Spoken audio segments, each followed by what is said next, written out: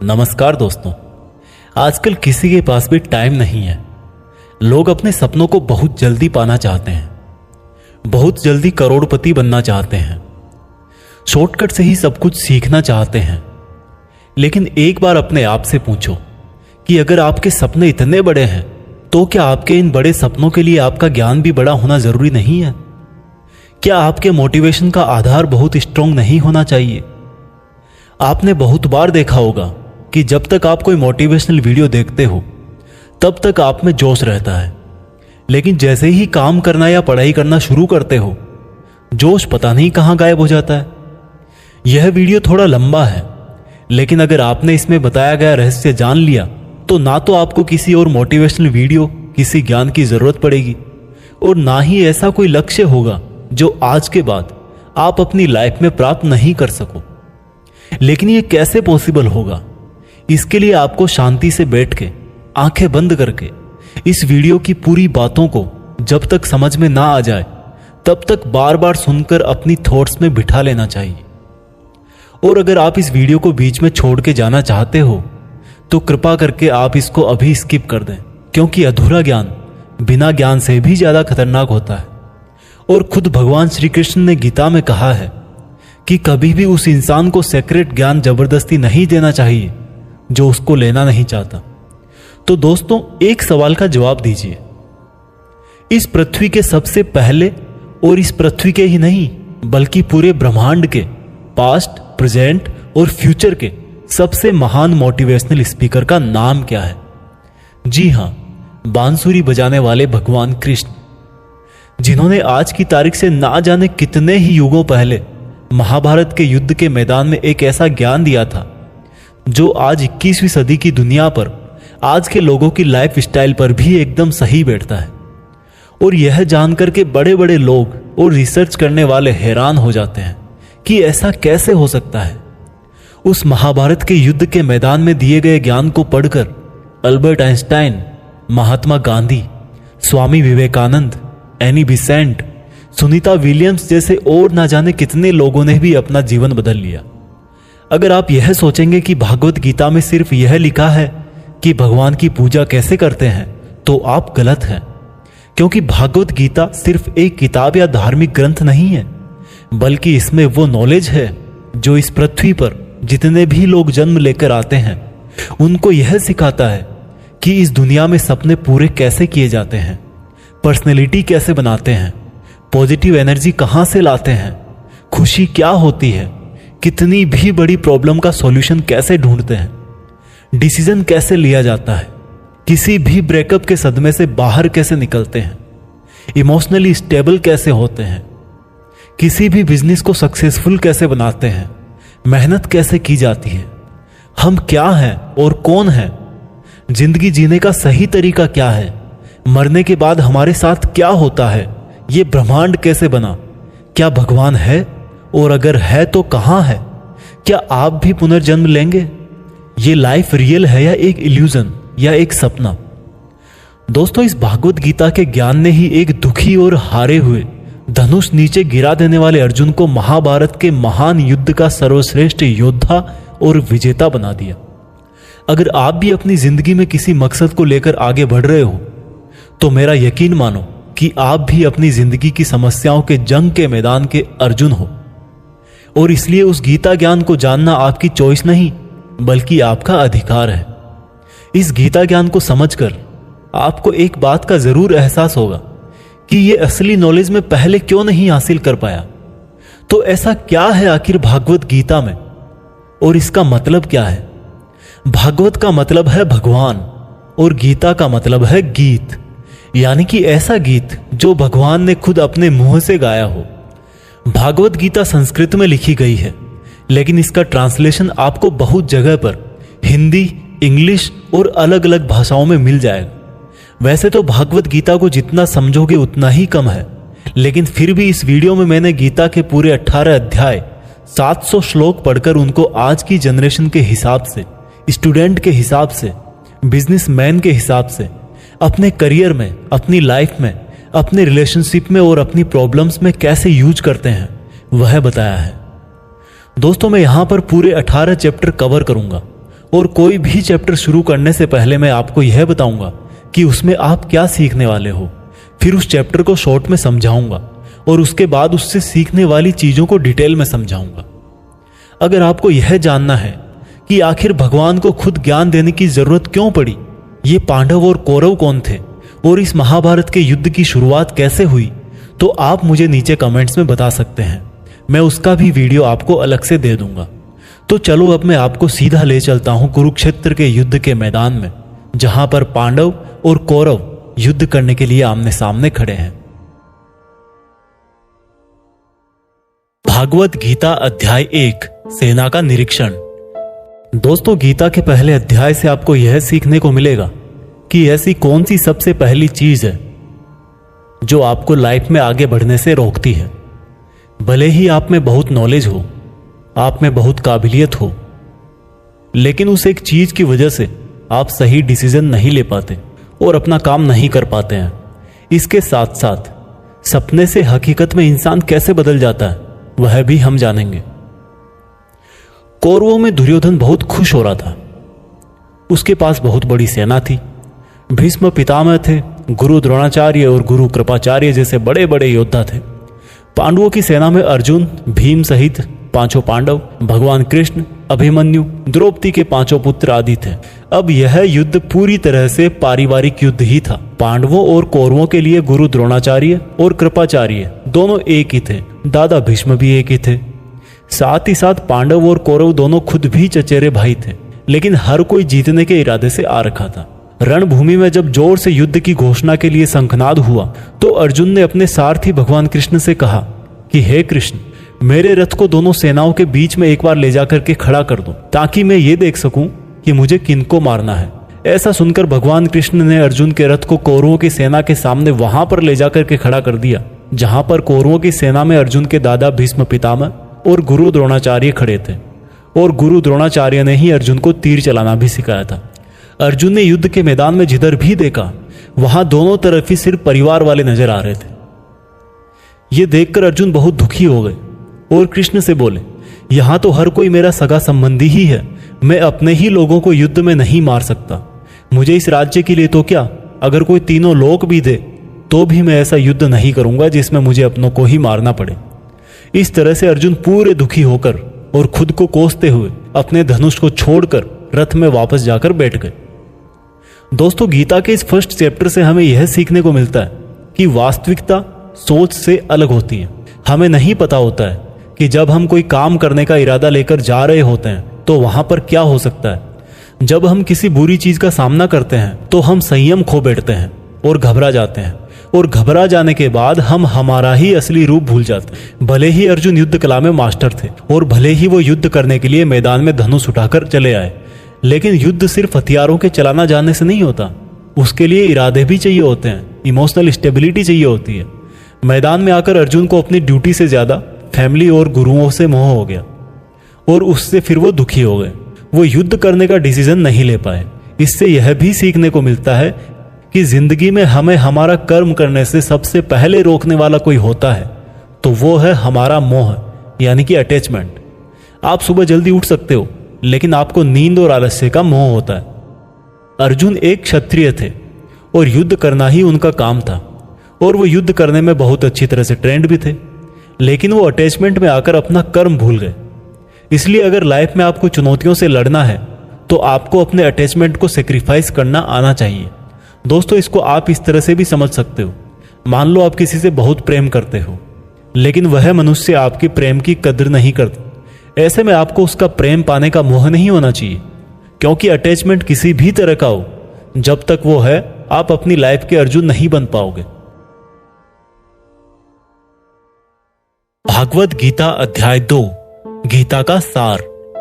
दोस्तों, गीता के दूसरे अध्याय से हमें इमोशनल स्टेबिलिटी, आत्मा, मृत्यु, पुनर्जन्म, डिसीजन मेकिंग के बारे में सीखने को मिलता है, और गुस्से का सबसे बड़ा रीजन और उसका सॉल्यूशन क्या है, कैसे आप किसी भी कंडीशन में खुश रह सकते हो, और मेहनत कैसे करते हैं, यह भी आपको सीखने को मिलेगा। जब अर्जुन ने युद्ध करने से मना कर दिया तब सारथी श्री कृष्ण ने अर्जुन से कहा कि अर्जुन, ये तुम्हें अचानक से क्या हो गया? जिस तरह की कमजोर बातें तुम बोल रहे हो वो तुम जैसे महान योद्धा के मुंह से बिल्कुल अच्छी नहीं लगती।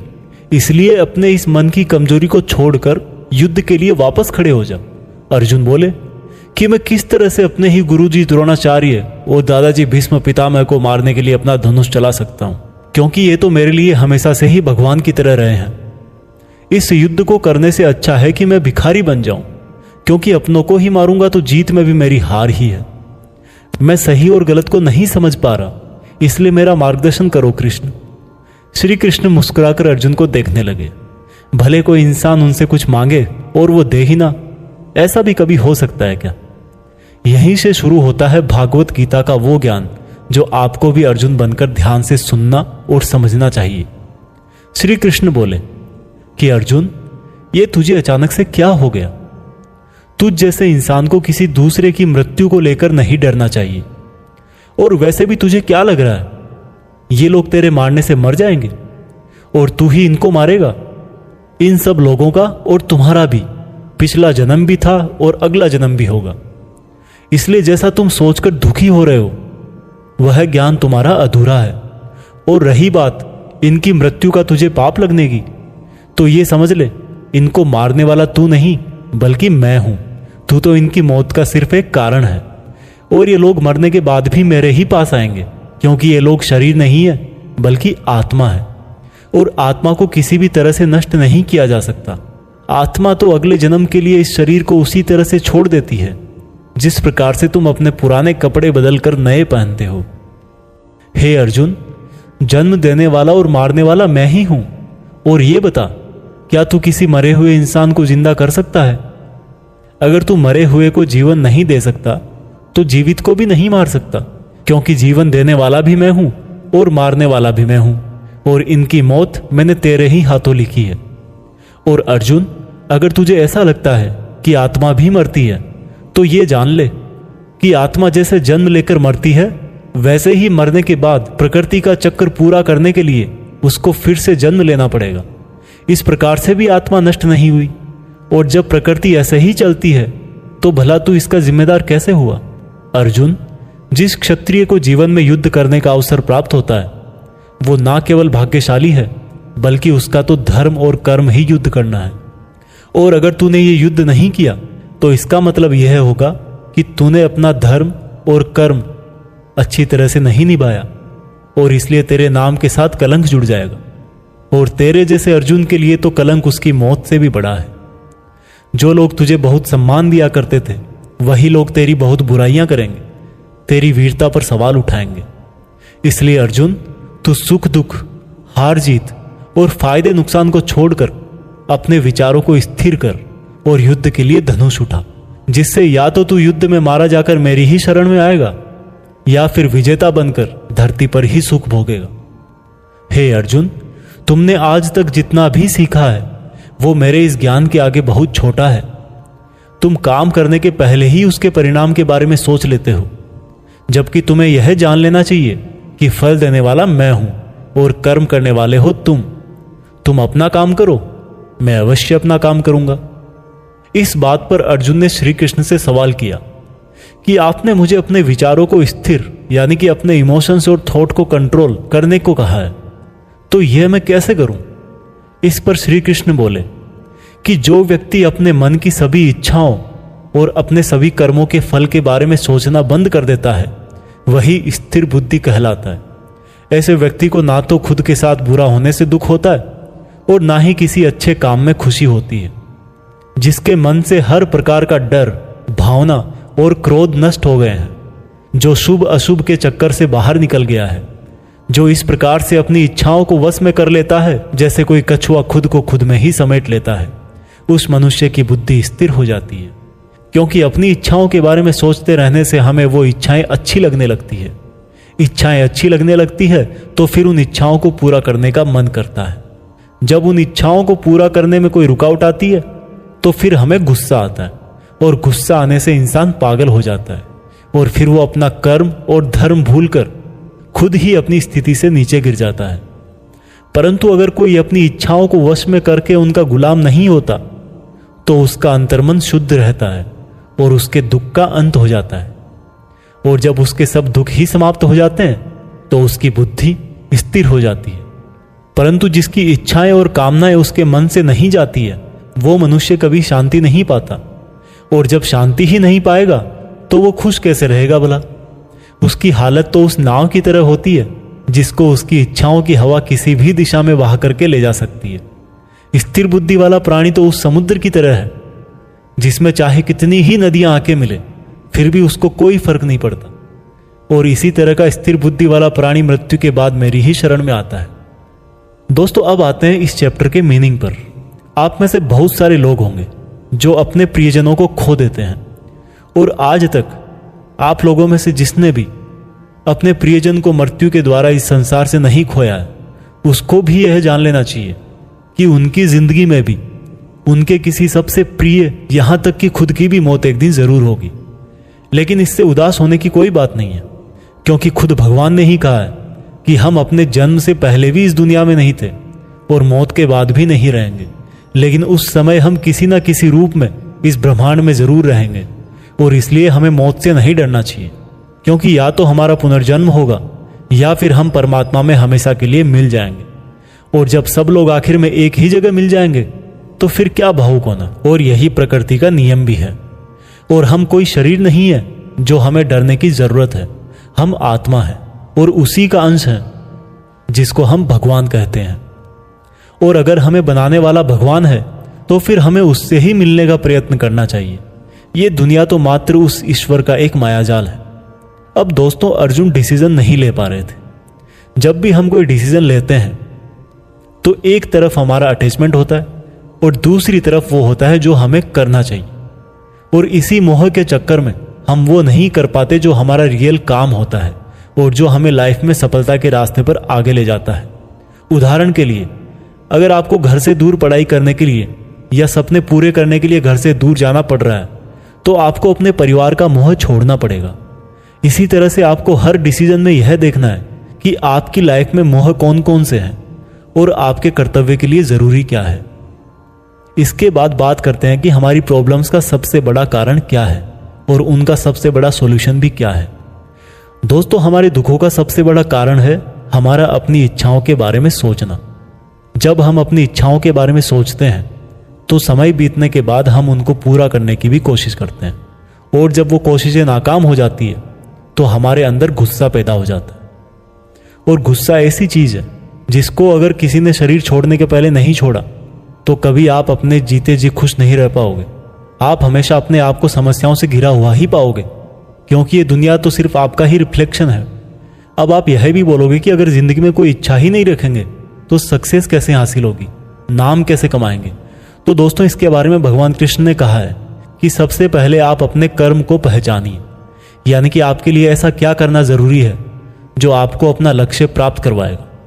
और उसके बाद सफल होने की उम्मीद या असफल होने का डर मन में पैदा किए बिना अपने काम को ऐसे करें जैसे वो काम आप नहीं बल्कि खुद भगवान कर रहे हैं। और इस तरह से आपकी हिम्मत कभी नहीं टूटेगी, क्योंकि आपको यह लगेगा कि ये काम मैं नहीं बल्कि मेहनत भगवान कर रहे हैं। और इस तरह से आपकी हिम्मत कभी नहीं टूटेगी, क्योंकि आपको यह लगेगा ही नहीं कि आप मेहनत कर रहे हो। भागवत गीता अध्याय 3 कर्म योग। दोस्तों, अब गीता के 3rd चैप्टर में हम जानेंगे कि ऐसी कौन सी 2 चीजें हैं जो आपको इस दुनिया में कुछ भी हासिल करके दे सकती है। इसमें यह भी जानेंगे कि हम क्या हैं और हमारे अपने मन को अपने काबू में करके अपनी सभी गंदी आदतें कैसे छोड़ें और अपनी मनचाही मंजिल कैसे प्राप्त करें। अर्जुन बोले, हे कृष्ण, आपकी बातें सुन के ऐसा लग रहा है कि जैसे ज्ञान कर्म से ज्यादा सही है, लेकिन आप तो मुझे सन्यासी बनने की जगह युद्ध करने के लिए बोल रहे हो। तो आप ये बताइए कि मैं ज्ञान का रास्ता अपनाकर सन्यासी बनूं या कर्म का रास्ता अपनाकर युद्ध लड़ूं। सुनकर कृष्ण बोले, इस संसार में मैंने खुद ने ही 2 तरह के योग बनाए हैं। योग मतलब ऐसा रास्ता जिससे हम अपना जीवन सफल बनाते हैं। उनमें से एक है ज्ञान योग और दूसरा है कर्म योग। और अर्जुन, तुम एक मनुष्य हो, तुम चाह करके भी अपने शरीर के कर्मों को पूरी तरह से नहीं छोड़ सकते। उदाहरण के लिए, तुम्हें हर पल सांस तो लेना ही पड़ेगा। अगर पेट है तो खाना तो पड़ेगा ही। और अगर तुम इन सब को किसी भी शक्ति से रोकना भी चाहोगे तो क्या निश्चित है कि तुम अपनी इच्छाओं के बारे में नहीं सोचोगे। कहने का मतलब है तुमसे जाने अनजाने में कर्म तो हो ही जाएगा, क्योंकि तुम मनुष्य हो और तुम तो वैसे क्षत्रिय हो तो तुम अपने धर्म से भी बंधे हो। इसलिए तुम्हारे लिए संन्यास के रास्ते की जगह कर्म का रास्ता ज्यादा सही है। मतलब ज्ञान योग या सांख्य योग की जगह कर्म योग ज्यादा सही है। इसलिए तुम यह सोचकर कि यह काम तुम नहीं कर रहे हो बल्कि प्रकृति का गुलाम होकर तुम्हारा शरीर कर रहा है, फल की इच्छा किए बिना अपना कर्म योग करो। क्योंकि अगर तुम अपने आप को खुद के कर्म का कर्ता यानी करने वाला नहीं मानोगे तो मैं तुम्हारा कर्ता बनूंगा, और जब मैं तुम्हारा कर्ता बनूंगा तो तुम्हें बिना मांगे ही वो सब सुविधाएं, सुख और राज्य दे दूंगा जिसकी तुम्हें जरूरत होगी।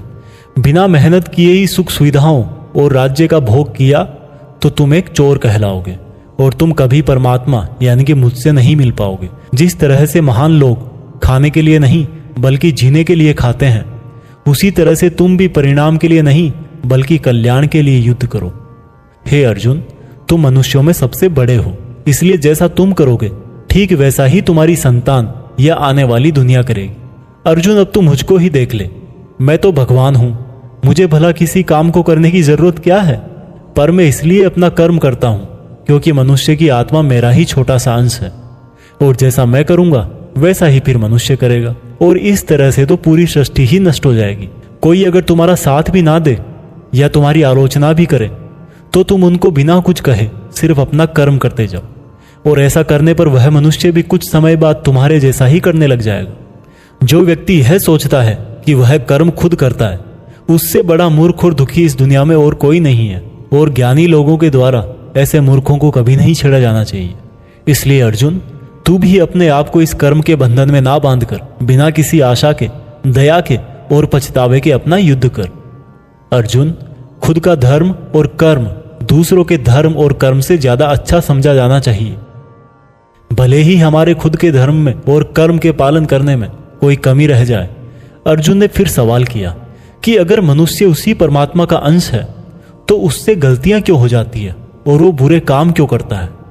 भगवान श्री कृष्ण बोले कि मनुष्य शरीर भोग विलास करना चाहता है क्योंकि उसकी प्रकृति वैसी ही है। इसलिए अगर उसकी इच्छा पूरी नहीं होती तो उसको क्रोध आता है, और जिस तरह धुएं की वजह से आग दिखाई नहीं देती, उसी तरह से काम और क्रोध की वजह से मनुष्यों को अपना धर्म, कर्म और परमात्मा दिखाई नहीं देते, और इसी वजह से क्रोध और कामनाओं में आकर मनुष्य अपनी इंद्रियों और मन पर नियंत्रण खो देता है और ना चाहते हुए भी बुरे काम और गलतियां कर बैठता है। अर्जुन, तू हमेशा याद रखना, इस शरीर से ज्यादा शक्तिशाली है इसकी इंद्रियां, इंद्रियों से ज्यादा शक्तिशाली है मन, मन से शक्तिशाली है बुद्धि, और बुद्धि से ज्यादा शक्तिशाली हो तुम यानी कि तुम आत्मा। इसलिए अर्जुन, तू अपनी आत्मा से अपनी बुद्धि को वश में कर। बुद्धि मन को वश में करेगी, मन इंद्रियों को वश में करेगा, और इंद्रियां शरीर को यानी कि तुम्हारे बुरे कर्मों को। दोस्तों, अब श्री कृष्ण की कही गई बातों को हम आज की लाइफ के हिसाब से समझते हैं। देखो, इस दुनिया में रिजल्ट दो ही चीजों से आते हैं, ज्ञान और कर्म, मीन्स नॉलेज और एक्शन, लेकिन दोनों अलग अलग हैं। आज की दुनिया में हम दोनों चीजों को आपस में रिलेट करके देखेंगे। हमारे लिए नॉलेज भी उतना ही जरूरी है जितना एक्शन। नॉलेज का मतलब यह नहीं है कि आप सिर्फ एग्जाम पास करने के लिए सिलेबस को रटते हो, बल्कि नॉलेज का मतलब यह है कि आप सबसे पहले ये जानो कि आपके गोल्स क्या हैं, आपकी कैपेबिलिटीज और आपके इश्यूज क्या क्या हैं, और इन सब को मिलाकर गोल्स तक पहुंचने की आपकी प्लानिंग क्या है। यह है आपका नॉलेज यानी कि ज्ञान योग। इसके अलावा आपको एक और चीज जाननी चाहिए कि मेरे भाई, आप शरीर नहीं हो, आप एक आत्मा हो। आपकी आत्मा यानी आप खुद अपने इमोशंस, अपनी थॉट्स और अपनी एक्टिविटीज से बहुत ऊपर हो, और अगर आप ऐसा सोचोगे तो मैं दावे के साथ कह सकता हूं आप 99% नहीं बल्कि 100% अपनी प्रॉब्लम से ऊपर उठ जाओगे। इसके बाद इस चैप्टर में दूसरा रास्ता बताया गया है कर्म योग यानी कि आपके शरीर के एक्शंस के लिए भगवान ने यह बोला है कि हमें कभी यह नहीं सोचना चाहिए कि काम हम कर रहे हैं, और जब हम ये सोचेंगे कि काम नहीं कर रहे तब इसके दो फायदे होंगे। एक तो ये कि आप अपनी मेहनत के रिजल्ट को लेकर टेंशन में नहीं रहोगे, और दूसरा ये कि आप इमोशनली स्टेबल होकर अपनी बेस्ट मेहनत कर पाओगे। इसके साथ साथ आपको कभी भी अपने बुरे या अच्छे रिजल्ट को खुद पर लेकर दुख नहीं करना चाहिए, क्योंकि श्री कृष्ण की बातों के अनुसार मनुष्य को सिर्फ कर्म करने का अधिकार दिया हुआ है। इसके अलावा आप अपनी किसी भी बुरी आदत से कैसे छुटकारा पाएं, इसको बहुत ही आसान शब्दों में बताया गया है कि आप अपने आप को उस परमात्मा का ही छोटा सा रूप यानी कि आत्मा समझो, और आत्मा के ध्यान से अपने ब्रेन को और ब्रेन से अपने मन को काबू में करोगे, और इसके बाद में आपका मन अपने आप आपके सभी फिजिकल सेंसेस यानी कि इंद्रियों को काबू में कर लेगा। और जब आपकी इंद्रियां आपके काबू में हो जाएगी तब बुरी आदत छोड़ना तो क्या कुछ भी मुश्किल नहीं है। भागवत गीता अध्याय 4 दिव्य ज्ञान। गीता के चौथे अध्याय से हम जानेंगे कि भगवान कब और किस रूप में धरती पर आते हैं, भगवान को कैसे प्राप्त किया जाता है, गुरु से ज्ञान कैसे लिया जाता है, ज्ञान लेना क्यों जरूरी है।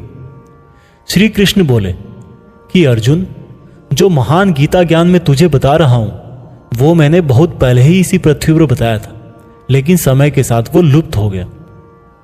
इस पर अर्जुन बोले कि हे कृष्ण, आप तो अभी वर्तमान काल में हो, तो आप बहुत पहले के समय में ऐसा कैसे कर सकते हो। श्री कृष्ण बोले कि अर्जुन, तुझे नहीं पता कि तेरे और मेरे कितने जन्म हो चुके हैं। जब जब इस संसार में धर्म का नाश होता है तब तब मैं अधर्म का नाश करने इस धरती पर मानव रूप में आता हूं और कर्म करके अपना शरीर यहीं छोड़कर वापस चला जाता हूं। जिस तरह से कोई शिष्य मुझे बहुत प्रेम करता है, उसी प्रकार से मैं भी अपने शिष्यों से बहुत प्रेम करता हूं। मैंने भले ही इस संसार को बनाया है, लेकिन मैं फिर भी यह नहीं सोचता कि यह मैंने बनाया है। इसलिए मनुष्य को भी कर्म करते समय यह नहीं सोचना चाहिए कि मैं कर रहा हूं।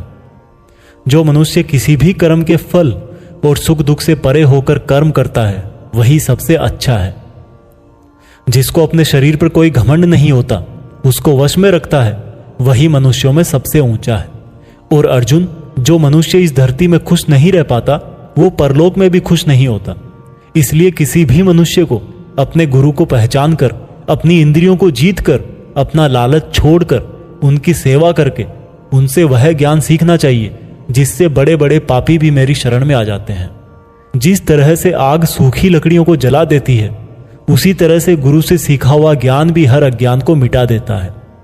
हमेशा कर्म करने वाला और हमेशा मुझ में श्रद्धा रखने वाला ही मुझको प्राप्त कर पाता है।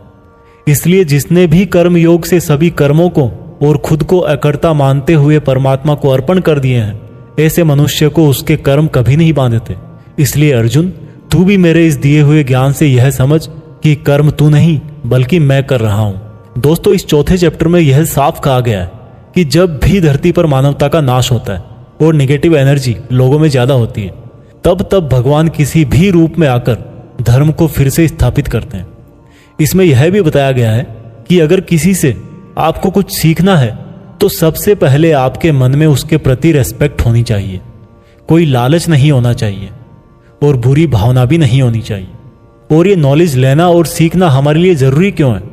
क्योंकि हम चाहे किसी भी फील्ड में हो, ऑब्वियस सी बात है कि हमें उस फील्ड के गुरुओं से ज्ञान तो लेना ही पड़ेगा। और ज्ञान ऐसा तरीका है जो इस लाइफ में आपके टारगेट से और उस लाइफ में आपके परमात्मा से मिला सकता है। भागवत गीता अध्याय 5 कर्म संन्यास योग। भागवत गीता के 5वें चैप्टर में हम जानेंगे कि अपने गोल्स को कैसे प्राप्त किया जाता है और किस तरह से हमारा शरीर हमको आलस में बांधने की कोशिश करता है। अर्जुन बोले, हे श्री कृष्ण, मैं अभी भी यह नहीं समझ पा रहा हूं कि मेरे लिए कर्म ज्यादा अच्छा है या कर्मों से संन्यास। श्री कृष्ण बोले, देखो अर्जुन, भले ही संन्यास और कर्म दो अलग अलग रास्ते हों, लेकिन दोनों की मंजिल एक ही है और वो है भगवान। जो व्यक्ति अपने मन को भटकने नहीं देता, जो कर्म करके भी यह समझता है कि कर्म उसने नहीं बल्कि परमात्मा ने किया है, और जो सभी जीव जंतुओं को उसी परमात्मा का हिस्सा मानता है, वह मनुष्य मरने के बाद परमात्मा में ही मिल जाता है। महान पुरुष अपना हर काम खुद के विचारों को साफ करने और दूसरों का कल्याण करने के लिए ही करते हैं। परमात्मा कभी भी मनुष्यों को बुरा काम करने के लिए नहीं उकसाता, बल्कि लोग खुद ही अपने क्रोध और मोह में आकर बुरे कर्मों के साथ साथ उनके फलों का भी निर्माण करते हैं। मैं तो बस उनका फल उन्हीं को वापस देता हूं। इस शरीर को चाहे कितना ही सुख दे दो, उसकी इच्छाएं तब भी पूरी नहीं होती। इसलिए अर्जुन, तेरे जैसे बुद्धिमान व्यक्ति को शरीर की इच्छाओं में मन नहीं लगाना चाहिए। इस संसार का असली योगी तो वो है जिसने अपने शरीर का नाश होने से पहले अपने क्रोध का नाश कर लिया हो, जो संपूर्ण प्राणियों का हित करता है, जिसका मन किसी भी कर्म में नहीं बंधता और जो अपने भटकते हुए मन को एक जगह केंद्रित करके परमात्मा को याद करता है, वही व्यक्ति सुखी भी है और परमेश्वर सहित सबका प्यारा भी। हे अर्जुन, ये इंद्रियां, मन, बुद्धि, इच्छा, आशा, डर और क्रोध ही तेरे दुश्मन हैं। इनका त्याग कर। दोस्तों, हमारी बॉडी यानी कि शरीर हमेशा रिलैक्स रहना चाहता है, क्योंकि बाय नेचर शरीर एक निर्जीव चीज ही है अगर उसमें आत्मा ना हो तो। लेकिन हम यह सोच लेते हैं कि मैं तो शरीर हूं, ये मेरी आंखें हैं, ये मेरे हाथ हैं और अब मेरा शरीर मुझे सोने के लिए बोल रहा है। तो इसका मतलब यह है कि आपका शरीर आपकी बुद्धि पर भारी पड़ चुका है। इसलिए आपको यह समझना होगा कि आप आत्मा हो और इस शरीर को आप अपनी बुद्धि से जिस तरह चलाना चाहोगे वह वैसा ही चलेगा।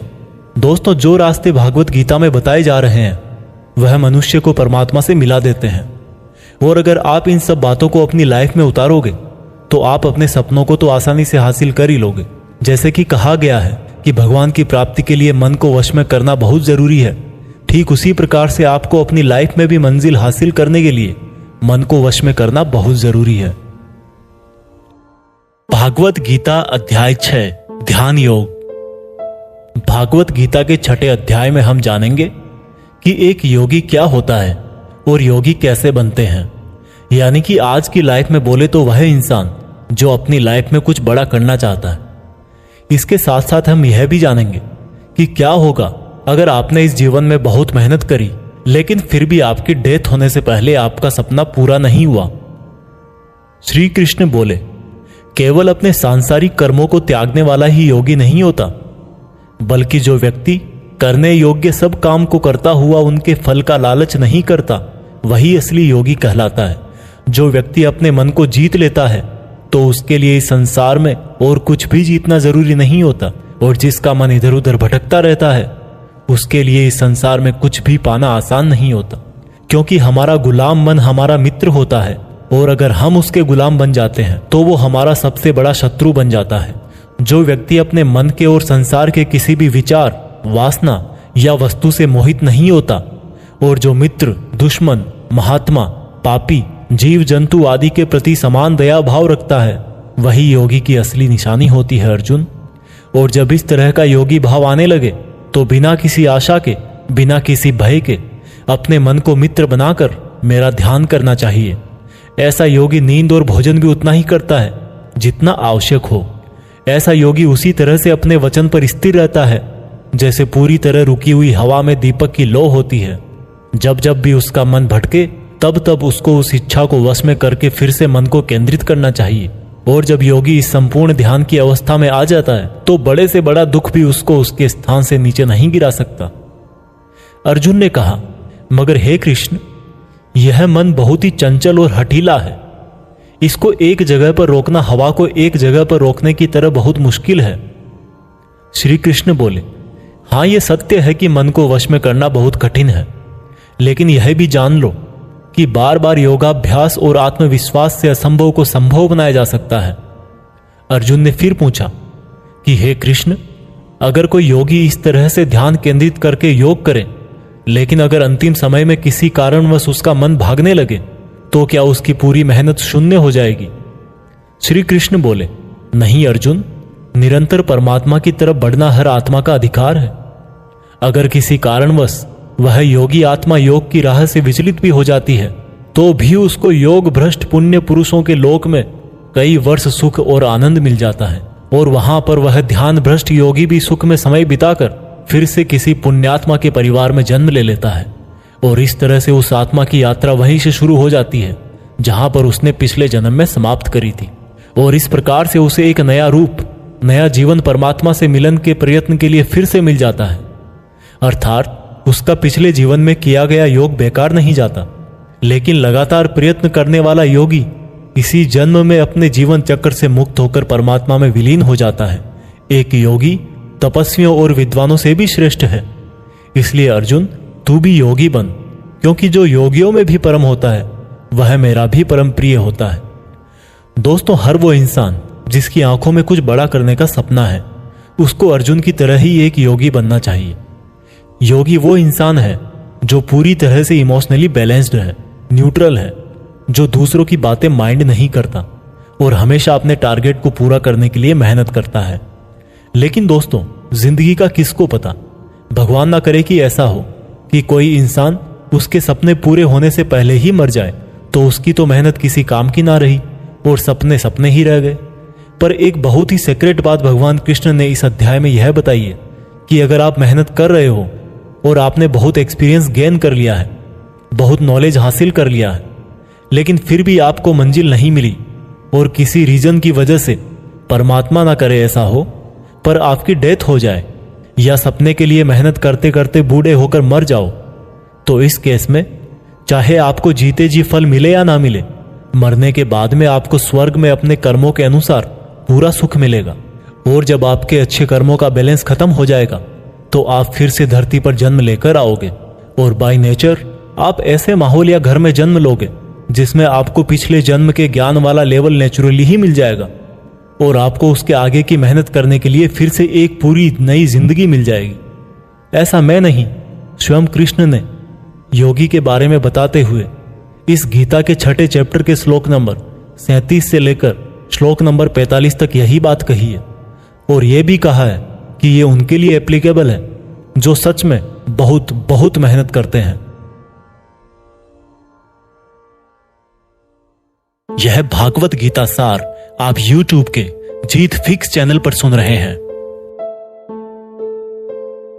भागवत गीता अध्याय 7 भगवान का ज्ञान।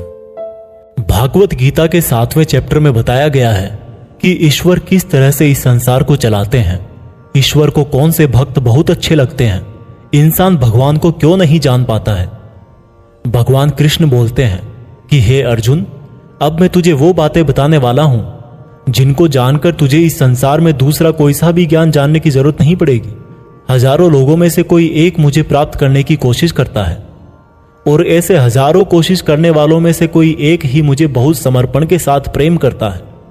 मेरे 2 रूप हैं, एक जड़ रूप यानी कि जिसमें पृथ्वी, अग्नि, जल, वायु और आकाश के साथ साथ मन, बुद्धि और अहंकार है। वहीं दूसरा चेतन रूप जिसमें इस सृष्टि का चक्र है। समय को भी मैं ही चलाता हूं। जल, सूरज, चंद्रमा, ओमकार में मैं ही हूं। पृथ्वी की सभी पवित्र गंध, अग्नि और बुद्धिजीवियों का तेज, तपस्वियों का तप, धर्मों का पवित्र कर्म, बलवानों का बल और अलग अलग समय कालों का बीज भी मैं ही हूं। इस संसार के लोग सांसारिक गुणों के गुलाम हैं, इसलिए मुझे नहीं जान पाते और वास्तव में तो ये सांसारिक गुण भी मेरी ही माया है। मगर जो मनुष्य इस मेरे ही माया जाल को तोड़ देता है वो मेरा हो जाता है। माया जाल में फंसे हुए मूर्ख लोग मेरी शरण में नहीं आ पाते हैं। कोई भी भक्त 4 तरह से मेरी पूजा करता है, कोई प्राप्ति चाहने वाला, कोई दुख के संकट में याद करने वाला, मुझे जानने की इच्छा रखने वाला या फिर मुझे पहले से ही जानने वाला। लेकिन इनमें से मुझे अत्यंत प्रेम करने वाला ज्ञानी बहुत पसंद है। ये चारों ही तरह के भक्त दयावान होते हैं, लेकिन ज्ञानी पुरुष तो मानो जैसे मेरा ही रूप हो। और ज्ञानियों में भी जो व्यक्ति मुझे बहुत सारे जन्मों से मानता आया है वो मृत्यु के पश्चात मुझ में ही समा जाता है। जो लोग किसी इच्छा पूर्ति के लिए अगर किसी देवता की भक्ति करते हैं तो मैं उन भक्तों की आस्था उन्हीं देवताओं में स्थिर कर देता हूं और वो भक्त उन्हीं देवताओं को प्राप्त हो जाते हैं। लेकिन यह फल ज्यादा समय तक नहीं चलता और अगर कोई भक्त अगर किसी भी प्रकार से मेरी ही पूजा करता है तो उसे मैं अपना ही बना लेता हूं। जो मूर्ख मुझे जन्म लेने और मरने वाला मानते हैं वो मुझे प्राप्त नहीं कर पाते। मैं भूतकाल, वर्तमान और भविष्य को पूरा जानता हूं, जबकि श्रद्धा रहित लोग मुझे भी नहीं जान पाते। जो भक्त इस सांसारिक मोह और माया को छोड़कर श्रेष्ठ कर्मों का आचरण करके मेरी भक्ति करते हैं वो इस मृत्यु से मुक्त होकर मुझ में ही समा जाते हैं। तो दोस्तों, आज के समय के हिसाब से इस चैप्टर का मतलब आप इस तरह से निकाल सकते हैं। जब आप अपनी लाइफ में कोई टारगेट सेट करते हो तो आप टाइम बीतने के बाद टारगेट को भूलने लगते हो, क्योंकि डिस्ट्रैक्शंस बहुत सारे होते हैं। जैसा श्री कृष्ण ने बताया कि मायाजाल में फंसा हुआ व्यक्ति भगवान को भूल जाता है, ठीक वैसे ही कई बार बहुत मेहनत करने वाला व्यक्ति भी राह से भटक जाता है और सोचने लगता है कि ये टारगेट वारगेट सब बेकार है, लाइफ के मजे लो, कल को पता नहीं रहूं या ना रहूं। और इस तरह के लोगों को गीता में मूर्ख कहा गया है, जो इतना भी नहीं जानते कि ये डिस्ट्रैक्शन तो खुद मेहनत करने वालों को आजमाते हैं कि ये इंसान उसमें उलझ के रह जाएगा या इसको पार कर जाएगा। और इस तरह से लगातार बिना भटके जो हार्डवर्क करता है उसी को सक्सेस मिलती है।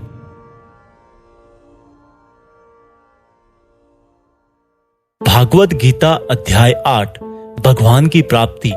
भागवत गीता के 8वें चैप्टर में आप जानेंगे कि भगवान क्या है और उनको कैसे प्राप्त किया जा सकता है, देवता कौन है, ये संसार कैसे चलता है और क्यों हमें आज से ही हार्ड वर्क में लगना चाहिए।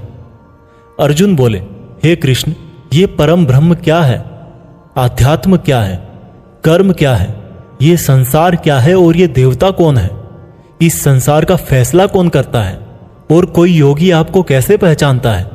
श्री कृष्ण बोले, ब्रह्म परम अक्षर है, आध्यात्म जीवों का स्वरूप है, कर्म भूतकाल का एक ऐसा त्याग है जिससे वर्तमान में परिणाम उत्पन्न होते हैं। हमेशा उत्पन्न और अंत होने वाले का नाम संसार है। जिनको शास्त्रों में परम पुरुष बताया गया है वही देवता है। इस संसार का फैसला करने वाला मैं ही हूं। और जो भी पुरुष अपने अंतकाल में जिस जिस भाव को याद करता हुआ और अपने ध्यान को भ्रकुटी में केंद्रित करके शरीर छोड़ता है तो वह उसी भाव को प्राप्त होता है। इसलिए मेरा स्मरण करने वाले सदैव मेरे पास ही आते हैं। इसलिए अर्जुन, तू भी मुझ में ही ध्यान रख के युद्ध कर, जिससे कि तू मुझे ही प्राप्त होगा। जो लोग हमेशा मुझे याद करते हैं वह बहुत आसानी से मेरे पास आ जाते हैं, और जो मेरे पास आ जाता है उसके दुख और मृत्यु चक्र समाप्त हो जाते हैं। ब्रह्मा का एक दिन 1000 युगों का होता है और एक रात भी 1000 युगों की होती है। ब्रह्मा के दिन की सुबह में ही संपूर्ण संसार का निर्माण होता है और रात के आरंभ में ही वह संसार फिर से ब्रह्मा में समा जाता है, और हर दिन ऐसा ही चक्र चलता रहता है। लेकिन जो मेरे भक्त होते हैं वो जल्दी ही इस चक्र से मुक्त हो जाते हैं। अर्जुन, अब मैं तुम्हें वह 2 रास्ते बताऊंगा जिनसे होते हुए ही लोग या तो परम गति को प्राप्त होते हैं या फिर इस संसार में वापस आते हैं। जब सूर्य का प्रकाश रहता है, शुक्ल पक्ष होता है और सूर्य उत्तरायण में होता है, तब शरीर छोड़ने वाले कर्मयोगी मेरे पास हमेशा के लिए आ जाते हैं।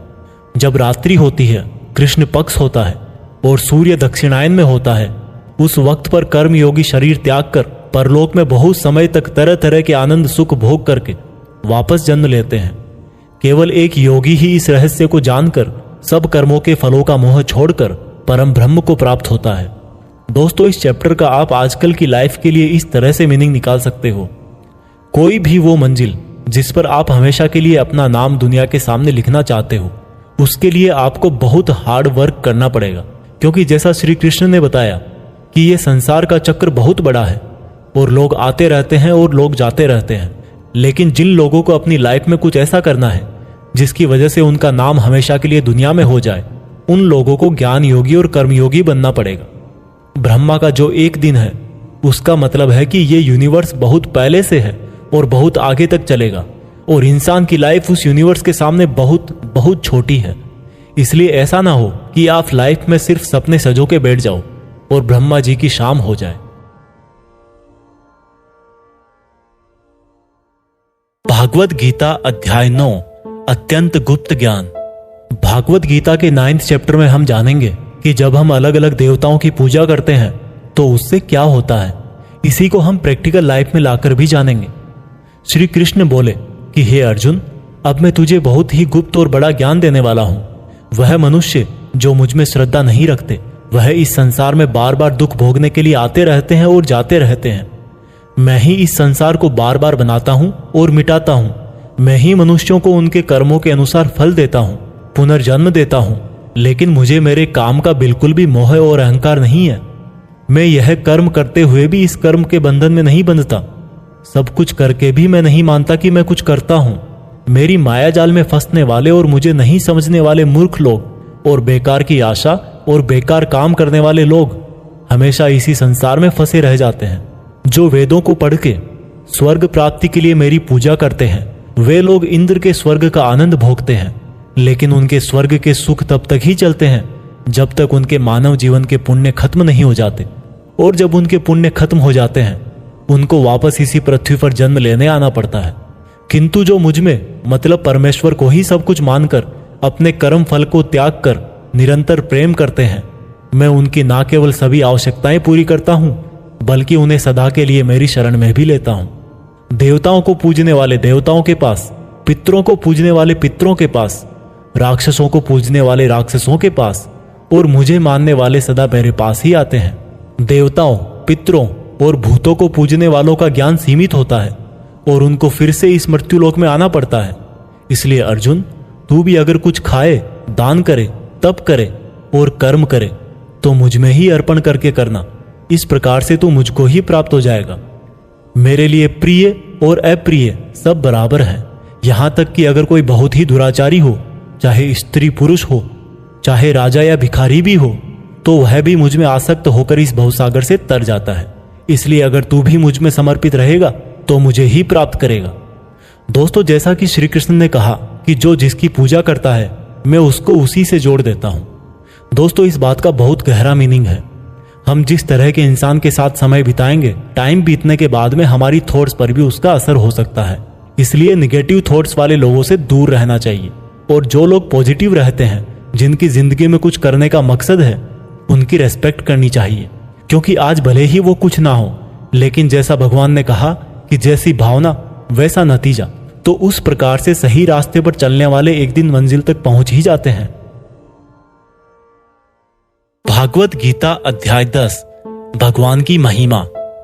भागवत गीता के 10वें चैप्टर में आप भगवान के द्वारा यह जानेंगे कि क्या भगवान का कोई रूप है, भगवान कहां कहां किस किस रूप में रहते हैं।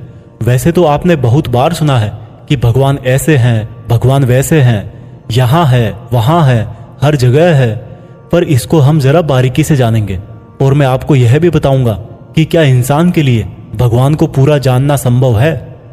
श्री कृष्ण बोले, अर्जुन, तू मेरा सच्चा मित्र है और मुझसे प्रेम करता है, इसलिए अब मैं तुझे मेरे बारे में बताता हूं। मेरे जन्म को कोई नहीं जानता, लेकिन जो यह जानता है कि मैं कभी नहीं जन्म लेने वाला और कभी नहीं मरने वाला हूं, वही सबसे बड़ा ज्ञानी है। ज्ञान और मूर्खता, सत्य और झूठ, सुख और दुख, मन और बुद्धि, रचना और नाश, कीर्ति और अपमान सहित सभी भाव वास्तव में मैं ही तो हूं। इस संसार में जहां जहां जिसकी भी पूजा होती है वह वास्तव में मैं ही हूं।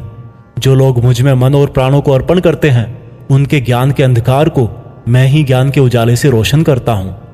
इस पर अर्जुन बोले कि हे कृष्ण, आपने जो अभी तक खुद के बारे में बताया है उन सब बातों को मैंने मान लिया है, लेकिन आपकी बातें मेरा और ज्यादा मन मोह रही है।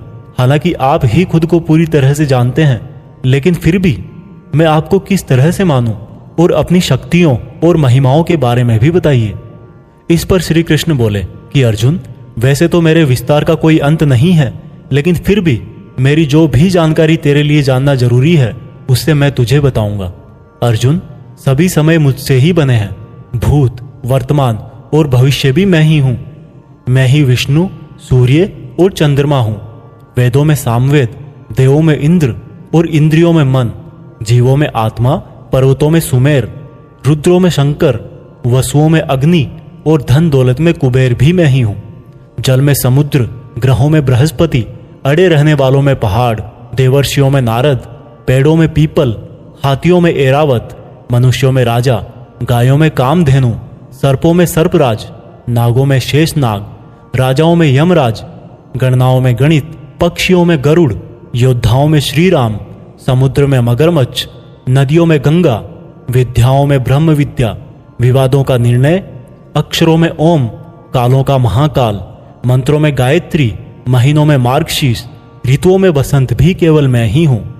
छलों का जुआ, जीतने वालों की विजय, निश्चय करने वालों का निश्चय और भक्त पुरुषों की भक्ति भी मैं ही हूं। वृष्णवंशियों में कृष्ण यानी कि स्वयं मैं, पांडवों में अर्जुन यानी कि तू, मुनियों में वेदव्यास और कवियों में शुक्राचार्य भी मैं ही हूं। जीतने वालों की रणनीति और रहस्य रखने वालों का मौन भी मैं ही हूं। हे अर्जुन, इस ब्रह्मांड में जितना भी जाना और अनजाना है वह सब मैं ही हूं और मेरा कोई अंत नहीं है। इसलिए हे अर्जुन, मुझे पूरा जानना तेरे लिए किसी काम का नहीं है। बस तू इतना जान ले कि यह संसार तो मेरे एक छोटे से अंश मात्र से ही चलता है। दोस्तों, इस चैप्टर में आप जान गए होंगे कि ऐसी कोई जगह नहीं है जहां पर भगवान ना हो। और श्री कृष्ण ने यह भी कहा है कि अर्जुन को ना तो ईश्वर को पूरा जानना जरूरी है और ना ही वो पूरा डिटेल में जान पाएंगे। दोस्तों, इसको आप अपनी लाइफ में इस तरह से रिलेट करो कि जैसे भगवान ने कहा कि मैं अनंत हूं और तू उतना ही जान जितना तेरे लिए जरूरी है। ठीक उसी प्रकार से आपको भी अपनी लाइफ में उन चीजों में अपनी एनर्जी और टाइम वेस्ट नहीं करना चाहिए जिनको जानना आपके लिए जरूरी नहीं होता। सिर्फ आप इतना ध्यान रखें कि ऐसा कौन सा नॉलेज है जो आपको अपनी मंजिल तक पहुंचाएगा। भागवत गीता अध्याय 11, भगवान का अनंत रूप। भागवत गीता के 11वें चैप्टर में भगवान के विराट रूप के बारे में जानेंगे। अर्जुन बोले, हे कृष्ण, आपके दिए हुए ज्ञान से मेरे संदेह दूर हो गए हैं, लेकिन अगर संभव हो तो मैं आपका महान रूप देखना चाहता हूं। इस पर श्री कृष्ण ने कहा, अवश्य अर्जुन, परंतु तू इन मानव की आंखों से यह सब नहीं देख पाएगा, इसलिए मैं तुझे यह सब देखने के लिए दिव्य आंखें देता हूं। इसके बाद जो अर्जुन ने देखा वह वास्तव में कल्पना से परे था। भगवान का ना तो कोई आरंभ था, ना कोई मध्य था और ना कोई अंत था। परम ब्रह्म से इतना प्रकाश निकल रहा था जितना हजारों सूरज से भी नहीं निकल सकता। अर्जुन ने बहुत तरह के संसारों को श्री कृष्ण में समाहित देखा। अर्जुन ने हाथ जोड़ते हुए श्री कृष्ण से कहा, हे परम ब्रह्म, मैं आपके शरीर में सभी देवों को, सब मनुष्यों को देख रहा हूं, लेकिन आपके शरीर का ना तो कोई आरंभ दिख रहा है, ना कोई मध्य है और ना ही कहीं अंत। आप में हर तरह के अस्त्र शस्त्र हैं, हर तरह के प्रकाश और सूर्य हैं। स्वर्ग और धरती के बीच का पूरा आकाश मानो आपसे ही भर गया है। कई देवता के समूह आप में प्रवेश कर रहे हैं, कई आपकी वंदना कर रहे हैं, तो कई लोग भयभीत होकर हाथ जोड़े खड़े हैं।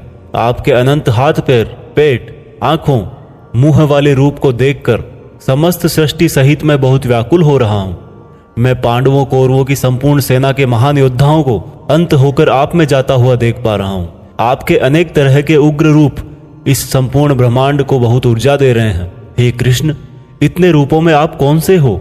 मैं आपको पहचान नहीं पा रहा हूं। इस पर कृष्ण बोले, मैं हर जगह हूं और मैं ही समय हूं। इन सेनाओं के योद्धाओं को नष्ट करने के लिए प्रकट हुआ हूं। इन सब योद्धाओं की मौत मैं पहले ही लिख चुका हूं। तू तो सिर्फ इनकी मौत का कारण है, मारने वाला तो स्वयं मैं ही हूं। इस पर अर्जुन भयभीत लेकिन गदगद होकर बोले, हे भगवान, आपका यह रूप देखकर अब मुझे पता लगा कि क्यों योगी, महर्षि, देवता जैसी आत्माएं आपका पूजन करती है। आप तो सत्य और असत्य से भी परे हैं। आपके इस रूप का वर्णन करने के लिए मेरे पास कोई शब्द नहीं है। आप ही इस जगत के पालनकर्ता और विनाशक हो।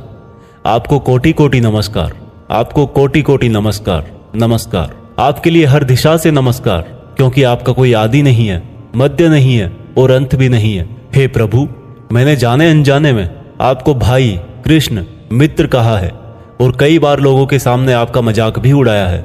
मुझे आपके इस सत्य का पता नहीं था, इसलिए अगर संभव हो तो मुझे क्षमा कीजिए। मैं आपकी वंदना करता हूँ। पिता जैसे पुत्र को और सखा जैसे सखा को क्षमा कर देता है, वैसे ही आप भी मुझे क्षमा करें। आपके इस रूप को देखकर मैं खुश भी हो रहा हूँ और भयभीत भी हूँ, इसलिए अब कृपा करके आप अपना प्रसिद्ध चतुर्भुज विष्णु रूप दिखाइए। मैं आपको मुकुट, चक्र और गदा के साथ देखना चाहता हूँ। इस पर श्री कृष्ण बोले कि अर्जुन, मैंने तेरे आग्रह पे वह रूप दिखाया है जिसको आज तक कोई मनुष्य नहीं देख पाया है और ना ही देख पाएगा। मेरे इस रूप और अनंत आकार को देखकर तू व्याकुल भी ना हो और पागल भी ना हो, और अब तेरी इच्छा अनुसार तू मेरा चतुर्भुजी रूप भी देख। इस प्रकार से श्री भगवान ने अपना चतुर्भुजी रूप दिखाकर अर्जुन का साहस बंधाया और अनंत रूप से उत्पन्न हुई व्याकुलता भी दूर करी। इस पर अर्जुन बोले कि हे कृष्ण, अब मैं आपके इस रूप को देखकर फिर से शांत हो गया हूं। कृष्ण बोले, अर्जुन, जो चतुर्भुजी रूप तुमने अभी देखा है वो बड़ा ही दुर्लभ है और इसको देखने के लिए देवता भी तरसते हैं। यह चतुर्भुजी रूप किसी भी यज्ञ, दान, तप और वेद से देखा जा सकता है, परंतु अर्जुन, जो तेरी तरह मेरा परम भक्त है, कर्तव्य परायण है, वासना और बैर रहित है, वह अंत में मुझे ही प्राप्त होता है। इसलिए मैंने यह रूप तुझे दिखाया है। दोस्तों, गीता के इस अध्याय से आप आज के टाइम में यह सीख सकते हो कि अगर हम अपनी मेहनत के रास्ते पर सही हैं तो कई बार हमें अपनी सफलता को पाकर विश्वास नहीं होता। हमें पता ही नहीं लगता कि हमने इतनी मेहनत कर ली, और जब सफलता आती है तब भी लगता है कि ये तो बहुत बड़ी है, मैंने इतनी मेहनत तो की ही नहीं थी। और दोस्तों यही महान लोगों का एक गुण भी है, वो मेहनत करते हैं लेकिन उनको यह भी आभास नहीं रहता कि वो कितनी मेहनत कर रहे हैं। यह उनके बड़प्पन को दिखाता है। भागवत गीता अध्याय 12 भक्ति योग। दोस्तों गीता के 12वें चैप्टर में हम जानेंगे कि अपने गोल्स पर कैसे अडिग रहें, एक स्टूडेंट को क्या करना चाहिए। अर्जुन ने कहा कि हे भगवान, आपको क्या मानकर पूजना ज्यादा अच्छा है, रूप या फिर निराकार। श्री कृष्ण ने कहा, जो भक्त मन को एकाग्र करके श्रद्धा से युक्त होकर मुझ सगुण रूप परमेश्वर को भजते हैं, वह मुझे योगियों में श्रेष्ठ लगते हैं। परंतु जो भक्त अपनी इंद्रियों को वश में करके मन बुद्धि से परे मेरे अविनाशी रूप पर ध्यान लगाते हैं, वह मुझे ही प्राप्त होते हैं। जो भक्त अपने कर्मों को मुझ में अर्पण करके मेरा चिंतन करते हैं, वो भी मुझे ही प्राप्त होते हैं।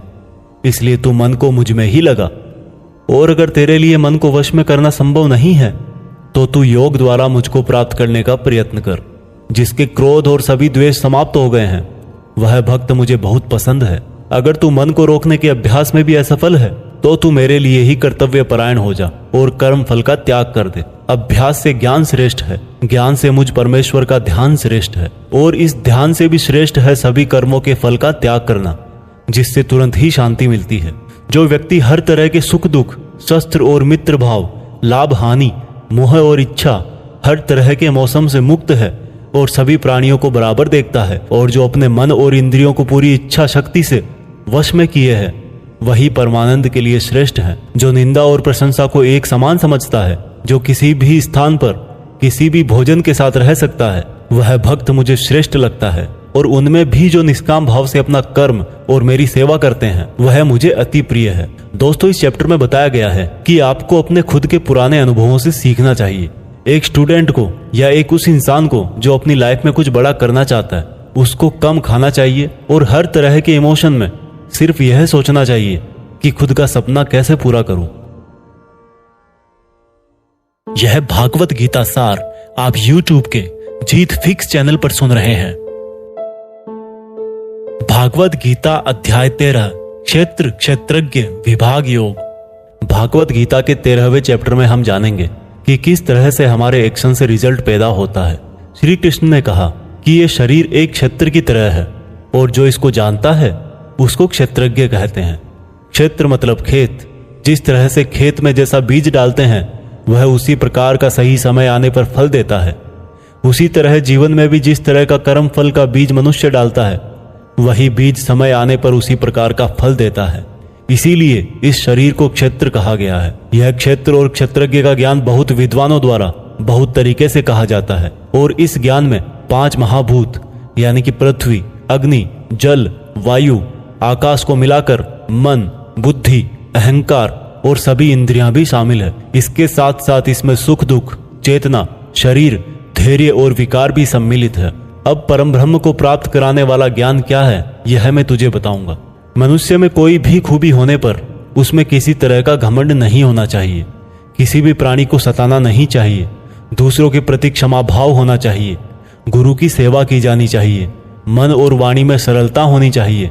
मन और समस्त इंद्रियों पर पूरा वश होना चाहिए। किसी भी तरह के भाव में नहीं बहना चाहिए। संतान, जीवन साथी, घर और धन में मोह नहीं होना चाहिए। अच्छे और बुरे में भी मन और बुद्धि की स्थिरता होनी चाहिए।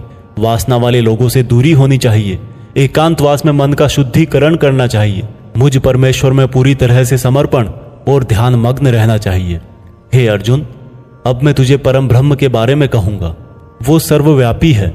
वह सब इंद्रियों के साथ भी इंद्रियों के बिना है, और वह निर्गुण होकर भी सभी गुणों के साथ है। वह सभी सजीवों और निर्जीवों में है। वह दूर भी है और पास में भी, लेकिन फिर भी जानने में नहीं आता। वह ब्रह्मा की तरह जीवन उत्पन्न करता है, विष्णु की तरह पालन करता है, और शंकर की तरह विनाश भी करता है। वह अलग अलग कालों में होते हुए भी एक जैसा लगता है, और एक ही काल में भी अलग अलग तरह का होता है। वह माया का भी महामाया है, परम ब्रह्मों से भी परम है, और सब प्राणियों के साथ उनके हृदय में निवास करता है। परंतु इसके बाद भी यह जानने के योग्य है, हे अर्जुन, इस प्रकृति और पुरुष का भी कोई आरंभ नहीं है, क्योंकि प्रेम और घृणा और तीनों तरह के गुण अर्थात सत, रज और तम भी प्रकृति से ही आते हैं। कार्य और कार्यों को करने वाली इंद्रियां भी प्रकृति से ही उत्पन्न होती है। प्रकृति से जन्मा मनुष्य प्रकृति के ही गुणों को भोगता है और इन्हीं गुणों के भोग के अनुसार ही उसका जन्म और मरण तय होता है। इस तरह से जो भी मनुष्य इस पुरुष और प्रकृति के ज्ञान को जानता है वह कर्म करता हुआ भी मुझे प्राप्त होता है और मुझ परमात्मा को हर मनुष्य अपने अलग अलग तरीके से पाता है। किंतु जो मंद बुद्धि होते हैं वह तो इस ज्ञान को सुनकर और मेरी प्रकृति जानकर ही मृत्यु लोक से मुक्त हो जाते हैं। जो मनुष्य सभी कर्मों को प्रकृति से ही होने वाला मानता है वह अपनी आत्मा को अकर्ता समझकर इस भवसागर से पार हो जाता है। हे अर्जुन, जिस तरह से आसमान का पदार्थ काफी पतला होता है और इसीलिए वो दूषित नहीं होता, उसी प्रकार से यह आत्मा शरीर में सूक्ष्मता से रहती है जिससे ये कभी दूषित नहीं होती। इस प्रकार से प्रकृति, पुरुष और चेतना के ज्ञान से तू भी मुझ परम ब्रह्म को प्राप्त हो जा। दोस्तों, इस चैप्टर में यह बहुत ही बारीकी से बताया गया है कि किस तरह से हमारे ही कामों से हमें तकलीफ या खुशी मिलती है। मान लीजिए हमारा शरीर खेत की तरह है और हम हैं इसके किसान। अब हम जो भी इस खेत में बोएंगे फल भी उसी बीज के अनुसार हमें भविष्य में जाकर मिलता है। इसलिए यह हमारे आज के एक्शंस पर ही डिपेंड करता है कि हमें फ्यूचर में क्या मिलने वाला है।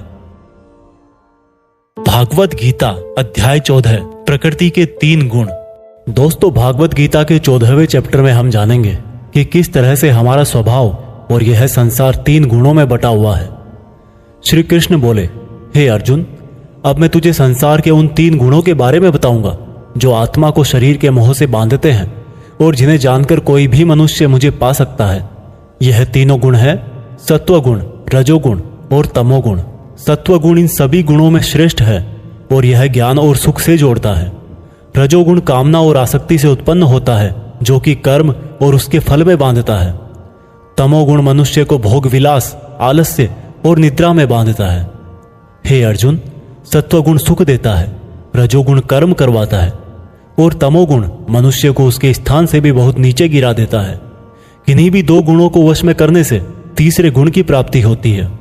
जिस पल मन में शांति और ज्ञान बढ़ा हुआ लगे उस समय यह मानना चाहिए कि सत्वगुण बढ़ रहा है। जिस पल मन में लालच और स्वार्थ का आभास हो उस समय रजोगुण बढ़ता है। जिस समय मन में अंधकार, विषयों में आसक्ति, आलस्य और निद्रा हो उस समय मनुष्य में तमोगुण होता है। सत्वगुण में मरने वाला मनुष्य परमात्मा को प्राप्त होता है। रजोगुण वाला मनुष्य फिर से जन्म लेकर मनुष्य बनता है और तमोगुण वाला प्राणी अगले जन्म में कीट पतंग बनता है। सात्विक कर्म का परिणाम है सुख, राजस कर्म का परिणाम है दुख और तामस कर्म का परिणाम अज्ञान होता है।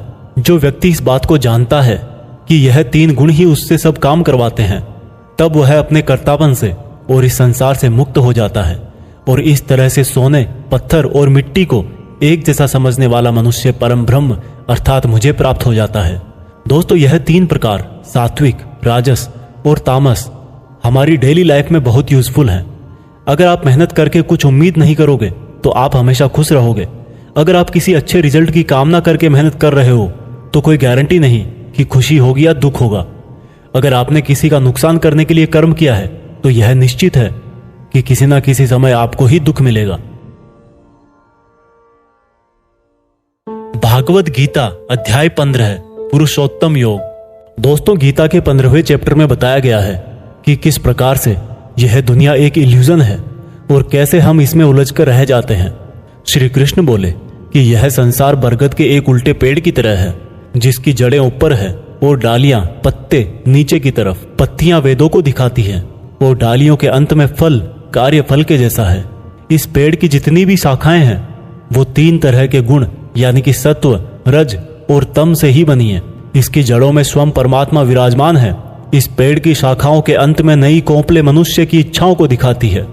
यह पेड़ हर दिशा में इस तरह से बढ़ा रहता है कि ज्ञान के अभाव में मनुष्य इसमें उलझकर ही रह जाता है और जो इस पेड़ के रहस्य को जान लेता है वह परम ब्रह्म को प्राप्त हो जाता है। इसलिए इस माया वाले जीवन रूपी बरगद के पेड़ को ज्ञान की कुल्हाड़ी से काटकर उचित योग का पालन करके उस परम ब्रह्म को ढूंढना चाहिए और जिसका मान, मोह, सम्मान, अपमान सभी नष्ट हो गए हैं और बुद्धि स्थिर हो गई है, वह पुरुष इससे मुक्ति पा सकता है। और मुक्ति पाकर जिस परम पद को वे पुरुष प्राप्त होते हैं उसको कोई भी सूरज रोशन नहीं कर सकता, क्योंकि वह मेरा परम धाम है। हे अर्जुन, इस मानव शरीर में आत्मा मेरा ही अंश है और यह आत्मा ही मृत्यु के बाद दूसरे शरीर में चली आती है। यह शरीर कान, आंख, त्वचा, जीभ, नाक और मन से ही इन इंद्रियों का और वासनाओं का सेवन करता है। और यह केवल ज्ञानी जन ही जानते हैं। इस संसार में शरीर नाशवान है और आत्मा अविनाशी है, और इन सब में सबसे श्रेष्ठ है परमात्मा, जो कि सब लोगों का पालन पोषण करता है। इसलिए मैं ही पुरुषोत्तम हूँ। दोस्तों, इस चैप्टर में हमने देखा कि हम जिंदगी में बहुत बार उस चीज के पीछे भागते हैं जिसको हासिल करके भी हमारी इच्छा खत्म नहीं होती। हम जितनी इच्छाएं पूरी करते हैं उतनी ही और बढ़ जाती हैं। इसलिए उस इंसान को जिसको लाइफ में कुछ बड़ा करना है, उसको अपने डिटर्मिनेशन से उन इच्छाओं के जाल को काट देना है। तभी वह इस इल्यूजन वाले ट्री से परमात्मा को, यानी कि आपकी पर्सनल लाइफ के केस में सक्सेस को ढूंढ पाएगा। भागवत गीता अध्याय 16 है, 2 स्वभाव। दोस्तों, गीता के 16वें चैप्टर में बताया गया है कि मनुष्य के कौन से 2 नेचर या बिहेवियर होते हैं। श्री कृष्ण बोले, हे अर्जुन, इस संसार में 2 तरह के स्वभाव हैं, देवीय स्वभाव और असुरी स्वभाव, यानी कि देवता के समान और राक्षस के समान। पहले मैं तुझे देवीय स्वभाव के बारे में बताऊंगा। कभी भय ना करना, अपने मन को शुद्ध रखना, हमेशा परमात्मा को ही याद करना, इंद्रियों को वश में रखना, धर्म ग्रंथों का पाठ करना, किसी भी जीव को कष्ट नहीं देना, हर तरह के भाव में सम रहना, हर जीवात्मा को बराबर समझना, कभी क्रोध और मोह ना करना, क्षमा करना, धैर्य रखना, और यहाँ तक कि अपने ही गुणों का भी अभिमान नहीं करना देवीय स्वभाव है। अब मैं तुझे असुरी स्वभाव बताऊंगा। घमंड, क्रोध, सांसारिक आसक्ति, नफरत, अज्ञान, वासनाएं, आशाएं करना और शरीर को इंद्रियों के वश में रखना असुरी स्वभाव है। असुरी स्वभाव वाले ना तो सम्मान से बात करते हैं और ना ही सत्य बोलते हैं। बुरे कर्मों से जिनका स्वभाव पूरी तरह से नष्ट होकर बुद्धि मंद हो चुकी है और जो इस संसार में सिर्फ नाश का कारण ही बनते हैं, इन व्यक्तियों की इच्छाएं कभी पूरी नहीं होती। उन व्यक्तियों का सुख सिर्फ इंद्रियों के सुख तक ही सीमित है। वह हमेशा और अधिक वस्तुएं प्राप्त करने में ही लगे रहते हैं। वह हर काम को करने वाला खुद को ही मानते हैं। वे सिर्फ दिखावे के लिए ही धर्म और दान करते हैं। देवीय स्वभाव से मुक्ति होती है, जबकि असुरी स्वभाव से बंधन उत्पन्न होता है। असुरी स्वभाव वालों को तो मैं बार बार असुरों में ही जन्म देता हूं। इस तरह से असुरी हमेशा नीचे गिरते रहते हैं। हे अर्जुन, काम, क्रोध और लोभ ही नरक के 3 द्वार हैं। इसलिए इनको जितना जल्दी हो छोड़ देना चाहिए। जो भी मनुष्य इन तीनों नरक के द्वारों को छोड़ देता है, वह तो फिर मेरे ही आश्रय में आता है। इसलिए हे अर्जुन, तू शास्त्रों सहित इस देवीय स्वभाव को प्राप्त करके आगे बढ़ता जा। दोस्तों, इस चैप्टर का मीनिंग तो आपको आसानी से समझ में आ ही गया होगा। आखिर में जो 3 नेगेटिव फैक्टर्स बताए गए हैं, वासनाएं, गुस्सा और लोभ, यह सबसे बड़े दुश्मन है। इनसे जरा बच के रहना। भागवत गीता अध्याय 17, श्रद्धा के रूप। दोस्तों, गीता के 17वें अध्याय में आप जानेंगे कि कर्मों को, भोजन को, यज्ञ को, तप को, ज्ञान वगैरह को कौन से 3 भागों में बांटा गया है। अर्जुन बोले, हे कृष्ण, जो मनुष्य शास्त्रों को छोड़कर देवों की पूजा करते हैं, वो क्या है, सात्विक, राजस या तामस? कृष्ण बोले, हे अर्जुन, जो व्यक्ति देवों को पूजते समय जिस तरह का विचार रखते हैं, वे उसके हिसाब से ही सात्विक, राजस या तामस बनते हैं। सात्विक लोग देवताओं को पूजते हैं, राजस यक्ष और राक्षसों को, और तामस प्रेतों को। जो मनुष्य शास्त्रों से दूर रह के भी मन से कठिन निर्णय लेता है और कर्म करता है और कर्म को ही तप मान करके करता है, वह भी इस संसार से मुक्त है। जिस तरह से भोजन भी सात्विक, राजस और तामस होता है, उसी तरह से यज्ञ, तप और दान भी 3-3 प्रकार के होते हैं। फलों से किया गया भोजन सात्विक होता है। राजस भोजन स्वाद में तीखे, जैसे कि मीठे, खट्टे, बहुत गर्म आदि होते हैं, और तामस भोजन में जैसे दुर्गंध वाले, बिना रस के, अधपके, अपवित्र आदि हैं। इस तरह यज्ञों में शास्त्र विधि से नियत और फल की इच्छा रहित किया गया यज्ञ सात्विक है। केवल फल प्राप्ति को ध्यान में रखकर किया गया यज्ञ राजस यज्ञ है। शास्त्रों के विरुद्ध, दान रहित और श्रद्धा रहित किया गया यज्ञ तामस यज्ञ है। इसी तरह से तपों में ऐसा तप जो फलों की इच्छा से रहित हो, सात्विक तप कहलाता है। किसी वस्तु की प्राप्ति के लिए किया गया यज्ञ राजस तप कहलाता है, और किसी की हानि करने के लिए किया गया तप तामस तप कहलाता है। इस प्रकार से दान में बिना खुद को श्रेय दिए जिसको जो आवश्यकता हो वह दान कर दिया जाए और यह समझा जाए कि दान ही कर्तव्य है, वह दान सात्विक दान कहलाता है। जैसे कि भूखे को खाना खिलाना, वस्त्रहीन को वस्त्र पहनाना, अकाल क्षेत्र में अन्न दान करना। जो दान उसके फलों को दृष्टि में रखकर खुद का मान बढ़ाने के लिए, स्वर्ग की प्राप्ति के लिए और दान के बदले में वापस प्रत्युपकार की चाह में दिया गया हो, वह राजस दान कहलाता है। जो दान बिना सम्मान के किसी को अपमान करके बलपूर्वक दिया जाता है या किसी अयोग्य को दिया जाता है तो उसको तामस दान कहते हैं।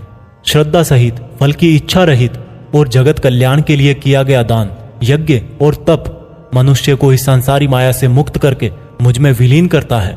दोस्तों, इस चैप्टर में आपने सुना कि हर कर्म के 3 प्रकार होते हैं और इन कर्मों को करते टाइम आपके मन में जैसी भावना या जैसा मकसद होता है उसी तरह से आपको फल मिलता है। और ये तीनों प्रकार हैं सत, रज और तम। सत सबसे अच्छा माना गया है, तम सबसे गिरा हुआ माना गया है। सत का मतलब है आप जो भी काम करें, मेहनत करें, उसमें एकदम इमोशनली स्टेबल होकर, बिना उस काम के रिजल्ट के बारे में सोचे, बिना उस काम को करने का क्रेडिट लिए, खुद के मन की शुद्धता और संसार का कल्याण करने के लिए करें। लेकिन आज के टाइम में हम अपने गोल्स के लिए काम करते हैं जिनमें हमें मेहनत के लास्ट में रिजल्ट चाहिए होता है। भगवान कृष्ण ने कहा है कि हमारे दुखों का और काम बिगड़ने का यही मेन रीजन है कि हम उसके रिजल्ट के बारे में सोच सोचकर परेशान रहते हैं। इसलिए दोस्तों, आप भी सत्य के इस रास्ते पर रहने की कोशिश करें। भागवत गीता अध्याय 18 उपसंहार। दोस्तों, गीता के 18वें और आखिरी चैप्टर में हम जानेंगे कि क्या त्याग और संन्यास एक ही है। इस पूरे गीता ग्रंथ का निचोड़ भी आपको इसी चैप्टर में मिल जाएगा, इसलिए आपको इस चैप्टर को लास्ट तक ध्यान से सुनना चाहिए। अर्जुन बोले, हे कृष्ण, मैं त्याग और संन्यास के बारे में जानना चाहता हूं। श्री कृष्ण ने उत्तर दिया कि अर्जुन, इस संसार में कुछ लोग कर्मों के फलों को छोड़ने को त्याग कहते हैं और अगर कर्मों को ही त्याग दे तो उसको संन्यास कहते हैं। कुछ लोग सभी कर्मों को दोष भरे और सभी दुखों का कारण मानकर उनका त्याग करने के लिए बोलते हैं और कुछ लोग बोलते हैं कि यज्ञ, तप और दान वाले कर्म कभी भी नहीं त्यागने चाहिए।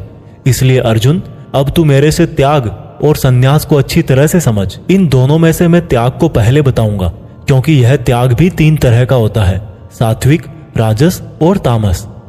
यज्ञ, तप और दान ये तीनों त्याग के योग्य नहीं बल्कि फल की इच्छा के बिना किया गया यज्ञ, तप और दान यही सात्विक त्याग कहे जाते हैं। मतलब जो शास्त्रों में दिया गया कर्म और धर्म जिसमें फल और आसक्ति ना हो उसको सात्विक त्याग कहा जाता है।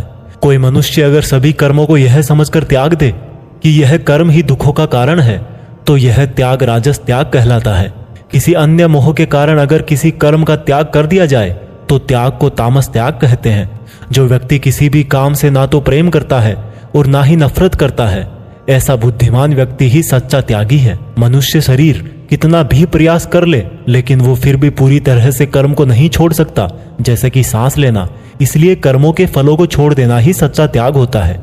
जो लोग कर्म फलों का त्याग इस संसार में नहीं करते हैं उनके कर्म फल मृत्यु के बाद भी उनका पीछा नहीं छोड़ते हैं। हे अर्जुन, मनुष्य मन, वाणी और शरीर से जो भी अच्छा या बुरा काम करता है वह 5 तरह से होता है।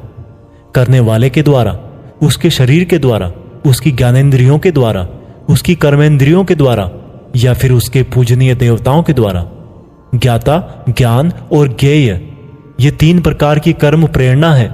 कर्ता, कारण और क्रिया ये 3 तरह के कर्म संग्रह है। अर्जुन, ज्ञान, कर्ता और कर्म ये तीनों भी 3 तरह के हैं। जिस ज्ञान में परमात्मा को अमर और अनंत माना जाता है वह ज्ञान सात्विक है। जिस ज्ञान में परमात्मा को अलग अलग समयों में अलग अलग नामों से जाना जाता है वह राजस ज्ञान है। और जो ज्ञान सात्विक ज्ञान और राजस ज्ञान के बाहर है वह तामस ज्ञान है। जो कर्म श्रद्धा रहित और फल की इच्छा के बिना किया जाता है वह सात्विक कर्म कहलाता है। जो कर्म कुछ पाने के लिए किया जाता है वह राजस है और जो कर्म किसी का नुकसान करने के लिए किया जाता है वह तामस कर्म है। इस प्रकार से सात्विक कर्म करने वाला सात्विक कर्ता, राजसी कर्म करने वाला राजसी कर्ता और तामसिक कर्म करने वाला तामसिक कर्ता कहलाता है। इस तरह बुद्धि और संकल्प भी 3 तरह के होते हैं। हे अर्जुन, सात्विक कर्म, राजस कर्म और तामस कर्म करने वालों की बुद्धि और संकल्प ये भी क्रमशः सात्विक, राजस और तामस होते हैं। हे अर्जुन, सुख भी 3 तरह के होते हैं। बिना किसी कर्म फल के परम ब्रह्म में ध्यान लगाकर मिलने वाला सुख सात्विक सुख होता है। बल, बुद्धि, शक्ति, राज्य इत्यादि की प्राप्ति राजस सुख है। नींद, आलस्य और वासना इत्यादि तामस सुख है। इस पूरे ब्रह्मांड में इन तीनों प्रकार के अलावा और कुछ भी नहीं है।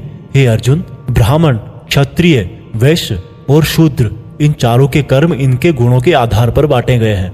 अपनी मन और इंद्रियों को वश में रखना, सभी प्राणियों का भला करना, धर्म का पालन करना, बिना कर्ता भाव के कर्म करना, परमात्मा में ध्यान लगाना, ये सब गुण जिसमें होते हैं उसको ब्राह्मण कहना चाहिए। बल, बुद्धि, दान, वीरता, शासन, ये सब क्षत्रिय के कर्म है।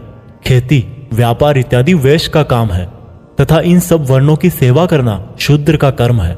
हे अर्जुन, दूसरों के धर्म और कर्म से तो अच्छा है भले ही कम गुणों वाला हो, लेकिन अपना ही कर्म और धर्म निभाएं, और ऐसा करना ही मोक्ष के द्वार खोलता है। मानव कर्मों में कुछ ना कुछ कमियां तो रहती ही है, फिर भी उसको खुद का कर्म नहीं छोड़ना चाहिए। जिस तरीके से कोई व्यक्ति भगवान को पा सकता है वह अब मैं तुझसे सारांश में कहूंगा।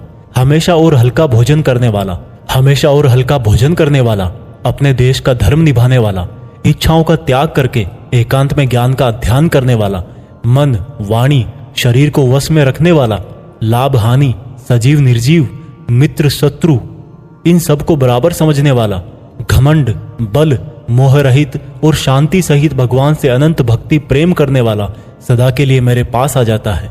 इस तरह का ब्रह्म योगी ना तो कोई आशा करता है, ना ही स्वयं को या दूसरों को दोष देता है, और ना ही दुख और सुख में विचलित होता है। इस तरह का परम योगी सब कर्म करता हुआ भी स्वयं को कर्ता ना समझकर मुझ परमात्मा को ही कर्म करने वाला समझता है। हे अर्जुन, इस तरह से तू भी इन बातों को समझकर अगर अपना धर्म और कर्म निभाएगा तो तू भी मुझ में परम पद पाएगा। और अगर तू इस तरह बोलकर कि मैं युद्ध नहीं करूंगा, मेरे ज्ञान को नहीं मानेगा, तो अपने धर्म, कर्म और परमार्थ से भटक जाएगा और नष्ट हो जाएगा। हे अर्जुन, तेरे अंदर भी मैं ही हूं, इसलिए तू सब मोह छोड़कर और इस माया से बाहर निकलकर अपना कर्म और धर्म युद्ध कर। इसी से तू मुझ भगवान के धाम में ऊंचा स्थान प्राप्त करेगा। अर्जुन, मैंने पूरे रहस्यमयी और गोपनीय ज्ञान तुझे अच्छी तरह से बता दिए हैं, फिर भी तू अब जो समझकर करना चाहे वैसा करना। लेकिन अर्जुन, तू मुझे बहुत ही प्रिय है, इसलिए मेरा ही भक्त बन और मुझे ही सदा प्रणाम कर। मैं प्रतिज्ञा करता हूं कि ऐसा करने से तू मेरे ही पास आएगा। फिर भी यदि तुझे ऐसा लग रहा है कि तू पाप करने जा रहा है, तो जब तू मेरी ही शरण में आ जाएगा तो मैं तेरे पूरे पापों को माफ कर दूंगा। इसलिए तू दुखी मत हो। और अर्जुन, तू इस दिव्य ज्ञान को उस व्यक्ति से मत कहना जो इसको सुनना नहीं चाहता, या भक्ति और कर्म नहीं करना चाहता, या परमात्मा में दोष निकालता हो। परंतु तू जिस भी मेरे भक्त को मेरा प्रिय समझकर यह ज्ञान कहेगा, वह भक्त इस संसार में मेरा सबसे प्रिय भक्त होगा। इस गीता ज्ञान को समझना ही वास्तविक ज्ञान यज्ञ है, और इस ज्ञान यज्ञ से भी कोई भक्त मुझे प्राप्त कर सकता है। हे अर्जुन, अब मुझे यह बता, क्या तेरा अज्ञान मिट गया है? अर्जुन उठकर बोले, हे परम ब्रह्म श्री कृष्ण, मैंने आपका संपूर्ण ज्ञान अपनी बुद्धि में बिठा लिया है और अब मैं स्थिर हूं, और जैसा आपने मार्गदर्शन किया है मैं ठीक उसी प्रकार से अपने कर्तव्य और धर्म का पालन करूंगा। दोस्तों, चाहे कितनी भी मुश्किलें आए, जो इंसान खुद भगवान कृष्ण की इन बताई गई बातों को फॉलो करता है, उनको अपने जीवन में उतारता है, उसकी ना केवल पूरी प्रॉब्लम सोल्व हो जाती है, बल्कि उसे जीने का, अपने सपनों को हासिल करने का तरीका भी पता लग जाता है। कुछ लोग ये भी बोलते हैं कि गीता ज्ञान सिर्फ हिंदू धर्मों का ग्रंथ है, जबकि भगवान ने खुद कहा है कि व्यक्ति जाति और धर्म से नहीं, गुणों से ब्राह्मण होता है, और इस भागवत गीता पर सभी मनुष्यों का बराबर हक है। आज की ये दुनिया कर्म भूमि है। कर्म और मेहनत का सिद्धांत सबके लिए एक होता है। इसलिए आप सब लोग इस गीता ज्ञान को बार बार सुने, हर एज के पुरुष और महिलाओं को सुनाएं, ताकि आप अपनी कर्म स्थल के अर्जुन बनकर अपने जीवन का लक्ष्य हासिल कर सको। जय श्री कृष्णा। जय हिंद। वंदे मातरम।